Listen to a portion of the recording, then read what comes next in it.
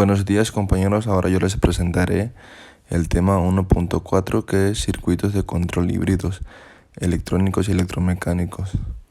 En la materia de electrónica de potencia aplicada, unidad 1, con su servidor Rentería González Jorge Luis, a 17 de marzo del 2021. ¿Qué es la microelectrónica híbrida? La microelectrónica híbrida es una tecnología de encapsulado e interconexión para combinar dos o más dispositivos semiconductores en un mismo sustrato de interconexión, típicamente para crear una función eléctrica específica. ¿Qué es un circuito híbrido? Un circuito híbrido puede ser una mezcla de tecnología SMT, Surface Mount Technology, la tecnología de montaje superficial. También puede ser tecnología de ASIC, que hace referencia a los circuitos integrados para aplicaciones específicas, tecnología de circuitos flexibles, pero el concepto de circuito híbrido se ha convertido gradualmente en sinónimo de los circuitos en los que una de las tecnologías es tecnología de lámina gruesa o de lámina delgada. En las tecnologías de lámina gruesa o lámina delgada, las pistas, resistencias y condensadores se imprimen sobre un sustrato cerámico y posteriormente se someten a un proceso térmico denominado quemado a alta temperatura. Cuando estos circuitos se combinan con SMT, tenemos lo que normalmente se conoce por circuito híbrido. El origen de esta tecnología de integración se remonta a los años 50, cuando los fabricantes de condensadores cerámicos quisieron extender las posibilidades de estos, obteniendo dos o más condensadores a partir de un único dieléctrico. Para ello desarrollaron ampliamente el procedimiento de metalización de los electrodos por sistema de serigrafía, seguido de un proceso de quemado de hornos a temperaturas controladas y atmósferas de gases, con lo que se obtenía un perfecto sistema de deposición de superficies metálicas, generalmente a base de metales nobles, lo que abría las puertas a otra serie de interesantes aplicaciones. En efecto, al procedimiento descrito con el que se obtienen capas metálicas conductoras siguió el de la deposición de capas de resistencia mediante serigrafía de compuestos de carbón, obteniéndose resistencias y combinaciones de condensadores resistencias con un nivel de integración que permitió reducir bastante el número de conexiones, aunque como puede deducirse se limitó únicamente a los componentes pasivos. Más adelante se observó que la composición de carbón utilizada para las resistencias no ofrecía uno de los buenos resultados en cuanto a precisión y estabilidad, y se desarrollaron otros materiales a base de óxidos metálicos para sustituir al anterior, que son los empleados en la actualidad. La última fase de esta evolución consistió en incluir sobre el dieléctrico o sustrato que contienen la resistencia y condensadores otra serie de componentes unidos a los anteriores mediante técnicas especiales de soldadura, y en la mayoría de las ocasiones cubierto por un encapsulado común denominado al producto obtenido circuito híbrido de película gruesa. Otra tecnología diferente a la anterior que también se utiliza actualmente es la de la película delgada. En este caso, la deposición de los componentes pasivos sobre el sustrato se realiza mediante un proceso de vacío, en el que se evapora una fina capa de material conductor o resistivo sobre la superficie de este. El trazado de las pistas o vías necesarias se realiza empleando una máscara que protege las zonas que deben quedar sin cubrir o mediante un sistema de eliminación de estas áreas. Después de que ese sustrato se haya recubierto por completo, esta tecnología ofrece las mismas posibilidades que la anterior en lo referente a la capacidad de integración de conductores, resistencia y condensadores, y al igual que ella tampoco permite la de componentes activos. Híbridos de película gruesa. El proceso completo de obtención de un determinado circuito híbrido de película gruesa comienza en un diseño del circuito electrónico convencional que se desea integrar.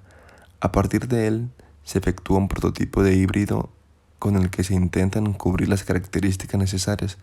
Normalmente aparece una serie de diferentes propiedades de los componentes en uno u otro caso, así como las diferencias de tamaño, longitudes de pistas y otras consideraciones dimensionales.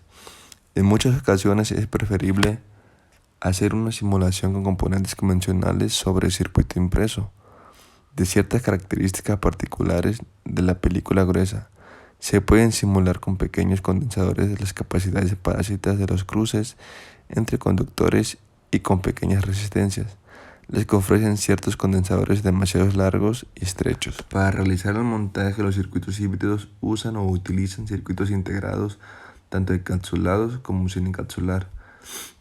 Los componentes pasivos son normalmente SMT. Si se usan circuitos integrados sin encapsular, se reduce el área del circuito así como su peso. De la misma forma se reducen los retardos de propagación de parásitos. La ventaja de usar componentes encapsulados es que son más fáciles y pretestear es más sencillo su montaje y no requieren ningún encapsulado adicional del circuito híbrido final. La unión de los dados de semiconductor al sustrato se realiza en dos fases: unión al sustrato con resinas, soldado de cables de conexión. Como las resinas son aislantes tanto térmicos como eléctricos, se suelen añadir aditivos cerámicos para mejorar la conductividad térmica sin aumentar la conductividad eléctrica. Generalmente son A1203 o A1N. Las conexiones eléctricas entre los pads de aluminio de una parte superior del dado semiconductor y de las pistas del sustrato se realizan mediante finos hilos de 20 a 50 micrómetros que suelen ser de oro. La forma de unirlos suele ser la soldadura termosónica, que es una combinación de procesos físicos, calor, presión y ultrasonidos. Substratos de interconexión. Su principal función es situar las pistas para la interconexión eléctrica de los elementos tanto activos como pasivos, dar soporte mecánico para los componentes, habilitar un camino para la eliminación del calor generado. El substrato en general contendrá capas alternativas de dieléctrico y de conductor. También dispondrá de conexiones entre capas de conductor por medio de vías. Además, se podrán incluir capas resistivas para formar resistencias. El encapsulado confiere protección mecánica y ambiental al circuito, contiene la interfaz de entrada y salida y actúa como difusor del calor. Como se ha comentado, los circuitos híbridos que contienen dados de semiconductor no encapsulado necesitan algún tipo de encapsulado. En aquellas aplicaciones de alto rendimiento y fiabilidad se suelen usar encapsulados metálicos, mientras que para las aplicaciones generales se utiliza el plástico. Se puede emplear de dos formas.